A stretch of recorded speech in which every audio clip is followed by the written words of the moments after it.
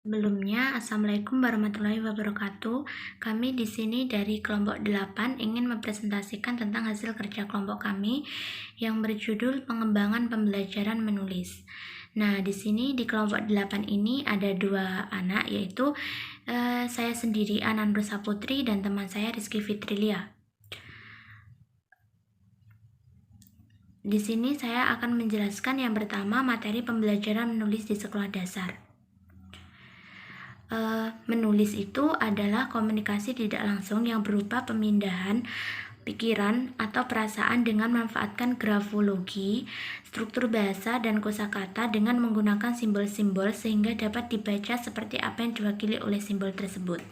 Berdasarkan jenjang kelas di sekolah dasar, pembelajaran menulis itu dibedakan menjadi dua, yaitu pembelajaran menulis permulaan yang biasanya itu dilakukan guru pada saat siswa itu berada di kelas 1 dan 2, seperti menulis A, B, C, seperti itu.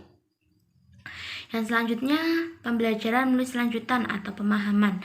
Ini itu biasanya dilakukan guru pada saat kelas 3, 4, 5, dan 6. Biasanya guru itu pada pembelajaran menulis pemahaman ini sudah lebih memahamkan tentang menulis atau lebih dalam lagi. Yang selanjutnya, menulis untuk keperluan sehari-hari itu meliputi ragam menulis, yaitu ada menulis surat, menulis pengumuman, mengisi formulir, menulis surat undangan, membuat iklan, dan menyusun daftar riwayat hidup. Sedangkan model pembelajaran menulis cerita atau cerpen di sekolah dasar itu meliputi menceritakan gambar, melanjutkan cerita lain, menceritakan mimpi, menceritakan pengalaman, dan menceritakan cita-cita. Baik, yang selanjutnya adalah tujuan dan fungsi dalam pembelajaran menulis. Menurut Hugo Hartig dalam Tarigan tahun 1986 merumuskan tujuan menulis itu diantaranya ada tujuan penugasan. Yang pertama adalah tujuan penugasan. Nah, tujuan penugasan ini adalah maksudnya itu penulis itu sebenarnya tidak memiliki tujuan karena orang yang menulis melakukannya karena tugas yang diberikan kepadanya. Jadi dalam hal ini itu penulis itu melakukan menulis itu karena ya tugas yang diberikan kepadanya. Jadi dia itu menulis karena tugas yang diberikan. Dan yang selanjutnya adalah tujuan altruistik. Nah, tujuan altruistik ini adalah maksudnya itu penulis itu bertujuan untuk menyenangkan pembaca dan menghindari kedudukan pembaca. Nah, dan ingin menolong pembaca itu memahami dan menghargai perasaan dan menelarangnya. Dan ingin membuat hidup para pembaca dan lebih mudah dan lebih menyenangkan dengan karyanya itu. Yang selanjutnya, yang ketiga adalah tujuan persuasif. Nah, tujuan persuasif ini maksudnya itu penulis itu ingin meyakinkan para pembaca akan kebenaran gagasan-gagasan yang diutarakan. Jadi dalam hal ini itu penulis itu ingin meyakinkan apa yang telah ditulis, gagasan-gagasan yang telah ditulis dalam yang ditulis tersebut. Dan yang keempat adalah tujuan informasional. Maksudnya itu penulis itu ingin memberikan informasi atau keterangan pada para pembaca tentang apa yang sudah ditulis oleh penulis ini. Dan yang selanjutnya adalah tujuan pernyataan diri. Maksud dari tujuan pernyataan diri ini itu maksudnya penulis itu ingin memperkenalkan atau menyatakan dirinya kepada pembaca.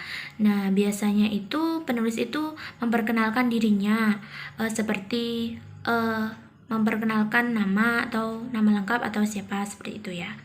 Dan yang selanjutnya adalah tujuan kreatif penulis. Maksudnya itu bertujuan untuk melibatkan dirinya dengan keinginan mencapai norma artistik atau nilai-nilai kesenian. Jadi di dalamnya itu ada norma-norma artistik dan ada nilai-nilai keseniannya. Dan yang selanjutnya adalah tujuan pemecahan masalah.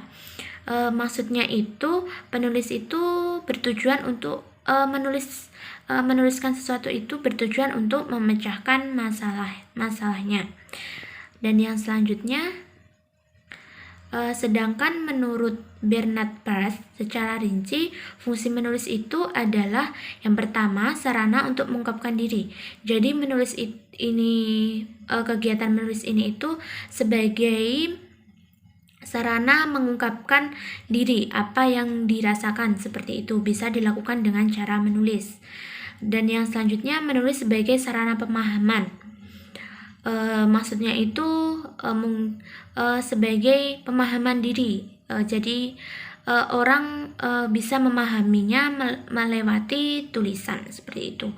Dan yang selanjutnya, menulis dapat membantu mengembangkan kepuasan pribadi, kebanggaan, perasaan, harga diri. Jadi menulis itu dapat mengembangkan kepuasan bangga terhadap apa yang sudah ditulis. Dan yang selanjutnya, menulis dapat meningkatkan keterlibatan secara bersemangat, bukannya penerimaan yang pasrah. Jadi menulis itu dapat meningkatkan semangat kepada yang menulis, atau bisa juga semangat kepada yang membacanya. Dan yang selanjutnya, menulis itu mampu mengembangkan suatu pemahaman dan kemampuan. Yang selanjutnya adalah teori dalam pembelajaran menulis. Teori yang berkembang saat ini adalah menulis model proses. Dengan model ini, menulis itu dilakukan dengan pertahapan-pertahapan, yaitu yang pertama ada pra-menulis atau pre-writing, yang kedua ada pengedrafan atau drafting, dan yang ketiga ada merevisi atau revising, dan yang keempat adalah mengedit atau editing, dan yang kelima adalah mempublikasikan atau mempublikasi. Yang selanjutnya adalah pendekatan pembelajaran menulis di sekolah dasar. Pendekatan yang disarankan dalam pembelajaran menulis di sekolah dasar itu ada 4, yaitu yang pertama pendekatan komunikatif, yang kedua ada pendekatan integratif, dan yang ketiga ada pendekatan keterampilan proses, dan yang keempat adalah pendekatan tematis. Selanjutnya, media dalam pembelajaran menulis. Media itu sendiri adalah sebuah perantara atau pengantar yang digunakan oleh guru dalam kegiatan pembelajaran untuk merangsang dan memotivasi siswa dalam proses belajar. Dalam pembelajaran di kelas rendah, seorang guru harus memiliki keterampilan mengajar yang baik agar proses pembelajaran dapat berhasil dengan baik. Selain itu, guru juga harus mampu mengembangkan media pembelajaran. Media yang digunakan dalam pembelajaran menulis ada beberapa jenis media yang dapat digunakan, antara lain yang pertama papan tulis. Papan tulis digunakan guru untuk memberikan contoh, misalnya menulis kata, kalimat, nama sendiri, dan sebagainya. Yang kedua papan selip, digunakan oleh guru untuk menyelipkan gambar atau kartu kata. Yang ketiga papan tali, digunakan untuk menggantungkan kartu kalimat, kartu-kartu kata, dan huruf yang harus disalin oleh siswa. Yang keempat, majalah anak-anak. Dapat digunakan untuk tugas menyalin kalimat sederhana yang ada di dalamnya.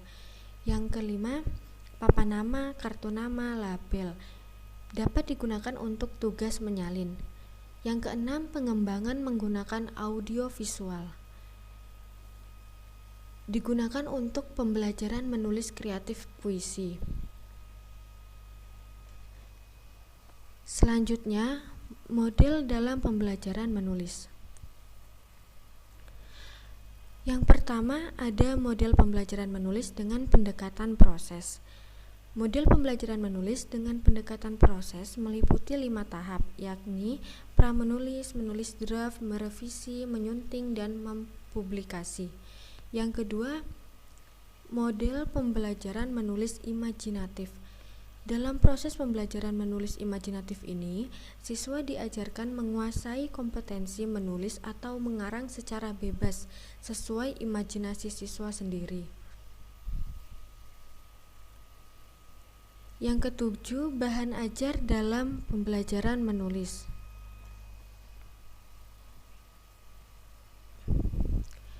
Dalam aplikasi bahan ajar menulis untuk kelas awal seperti kelas 1, aplikasi bahan ajar dapat berupa latihan menulis. Untuk kelas awal 2 dan 3, guru dapat memberikan materi untuk menulis buku harian kepada siswa. Dalam aplikasi bahan ajar kelas 4 dan 5, guru dapat memberikan tugas untuk membuat sebuah puisi dari salah satu bahan ajar, ya seperti dari sebuah modul tentang materi cara membuat puisi. Yang untuk bahan ajar pada kelas 6 dapat berupa menulis sebuah prosa dari puisi atau merubah puisi menjadi sebuah karangan prosa. Penilaian dalam pembelajaran menulis.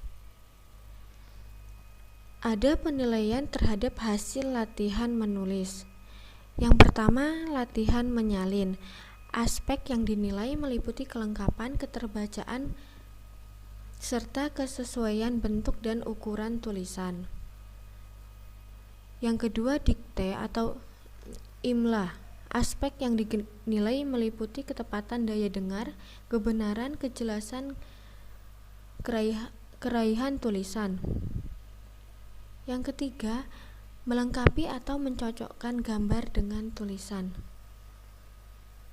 Bentuk latihan ini, guru meminta anak untuk mengaplikasikan pengetahuan dalam berbagai konteks. Jadi anak sudah dilibatkan pada proses berpikir dan bernalar pada tingkat sederhana. Yang keempat, mengarang sederhana. Pada latihan ini, anak sudah mulai diajak untuk berlatih mengekspresikan pikiran, perasaan, keinginan, dan sebagainya. Penilaian terhadap latihan jenis ini harus memperhatikan kebenaran, keterbacaan, kerapihan tulisan, keserasian bentuk, dan ukuran tulisan. Juga harus memperhatikan keaslian gagasan dan daya tulisan. Selanjutnya, rancangan awal produk pengembangan pembelajaran menulis. Pemetaan kompetensi dasar pembelajaran menulis. Yang pertama, mendahulukan kompetensi dasar yang mudah dari masing-masing semester pada tingkat yang bersangkutan. Melihat jumlah kompetensi dasar untuk masing-masing kemampuan berbahasa dan bersastra.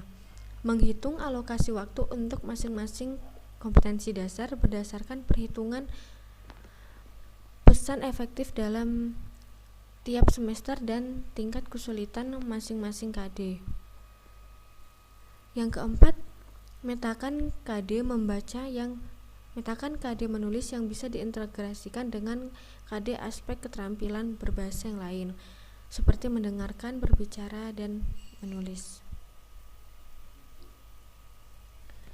Nah, selanjutnya penjabaran KD menjadi indikator. Langkah yang pertama yaitu analisis tingkat kompetensi dalam standar kompetensi dan kompetensi dasar. Langkah yang kedua, menganalisis karakteristik mata pelajaran, peserta didik, dan sekolah. Langkah yang ketiga, menganalisis kebutuhan dan potensi. Yang keempat, merumuskan indikator. Berikut ini contoh penjabaran kompetensi dasar menulis menjadi indikator. Kami ambil dari kelas 4 semester 1. Kompetensi dasarnya menggali informasi dari seorang tokoh melalui wawancara menggunakan daftar pertanyaan. Indikatornya yang pertama, menyusun daftar pertanyaan dari teks bacaan. Yang kedua, menguraikan informasi dari teks bacaan menggunakan pertanyaan. Sekian presentasi dari kelompok kami. Jika ada salah kata, kami mohon maaf. Semoga materi yang kami sampaikan dapat bermanfaat.